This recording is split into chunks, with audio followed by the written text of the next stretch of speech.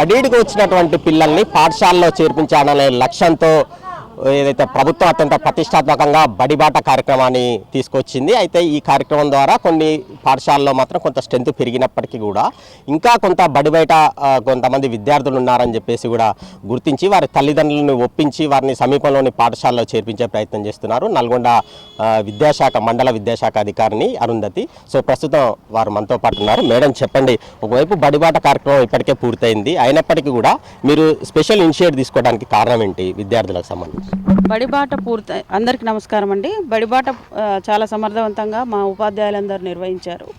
కానీ బడియుడు పిల్లలందరినీ బడిలో చేర్చాలన్న ఉద్దేశంతో, ప్రభుత్వ పాఠశాలలు బలోపేతం కావాలన్న ఉద్దేశంతో, ప్రభుత్వ పాఠశాలలో ఉండే సౌకర్యాలు ప్రతి విద్యార్థికి అందాలన్న ఉద్దేశంతో మేము ఇంకా బడిబాటను నిర్వహిస్తూ వస్తూనే ఉన్నాము. అది నిరంతరంగా చేస్తూనే ఉంటాము.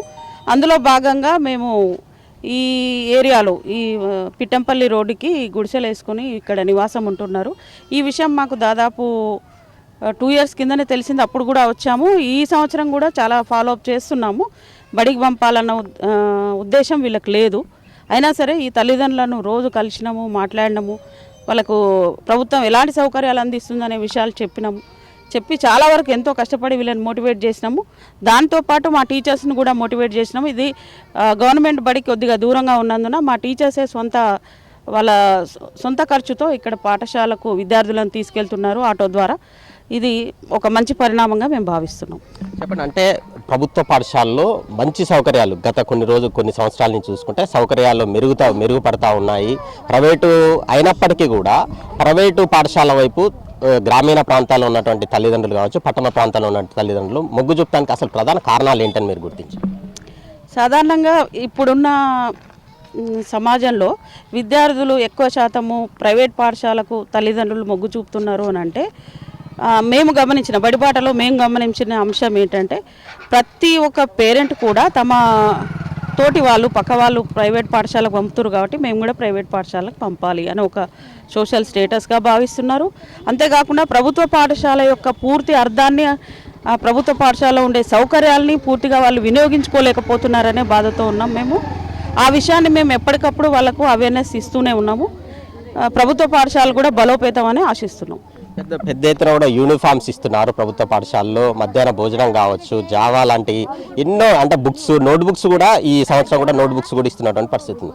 అయినప్పటికీ కూడా ఇంకా కొన్ని గ్రామాల్లో మాత్రం విద్యార్థుల తల్లిదండ్రులు ప్రైవేట్ పాఠశాల పంపుతారు, లక్షల ఫీజులు వాళ్ళకి చెల్లించుకొని వాళ్ళ తర్వాత ఇబ్బందులు పడుతున్నటువంటి పరిస్థితి ఉంది. వాళ్ళని ఏమైనా మోటివేషన్ చేసే ప్రయత్నం ఏమైనా చేస్తున్నారా మీరు?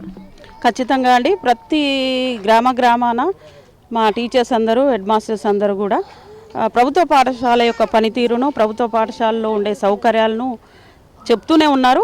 కాకపోతే ప్రైవేట్ పాఠశాలలు వైపు మొగ్గు చూపడం అంటే వాళ్ళు ముఖ్యంగా సోషల్ స్టేటస్గానే భావిస్తున్నారని నా ఉద్దేశం. అంటే చెప్పండి, చివరిగా చెప్పండి, అంటే బడి బయట ఉన్నటువంటి విద్యార్థుల తల్లిదండ్రులకు మీరు ఏం చెప్పదలుచుకున్నారు? ఇప్పటికైనా వారిలో ఏమైనా అవేర్నెస్, ఇంకా ఎలాంటి ప్రయత్నాలు చేయబోతున్నారు అవేర్నెస్ కల్పించేందుకు? విద్యా హక్కు చట్టం 2009 ప్రకారం బడి బయట ఏ పిల్లవాడు కూడా ఉండొద్దు. విద్య అనేది వారి హక్కు, ప్రాథమిక హక్కు. ఉచిత విద్య అనేది వాళ్ళ హక్కు. కాబట్టి ఈ విషయాన్ని మేము తల్లిదండ్రులకు చాలాసార్లు అవేర్నెస్ చేస్తున్నాం. బయట ఉన్న పిల్లల్ని గుర్తిస్తున్నాం. వాళ్ళను ఏదో ఒక రకంగా విద్యార్థుల మా సొంత ఖర్చుతోటైనా పాఠశాలలో చేర్పించాలన్న ఉద్దేశంతో మేము ట్రాన్స్పోర్ట్ కూడా ఇచ్చి విద్యార్థులను పాఠశాలలో చేర్పించడానికి ప్రయత్నం నిరంతరం చేస్తున్నాం.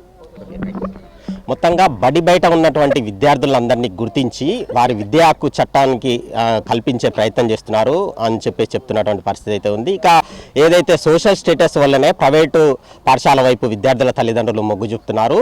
ఎత్తానికి చూసుకున్నట్లయితే బడి బయట ఉన్నటువంటి పిల్లలు తల్లిదండ్రులకు ఒకటే చెప్తున్నాము, విద్యా హక్కు చట్టాన్ని వినియోగించుకోవాలి. ప్రతి ఒక్కరు కూడా ప్రభుత్వ పాఠశాలలో తమ పిల్లల్ని చేర్పించాలని చెప్పేసి కూడా ఎంఈఓ అరుంధతి కోరుతున్నటువంటి పరిస్థితి ఉంది. Camera person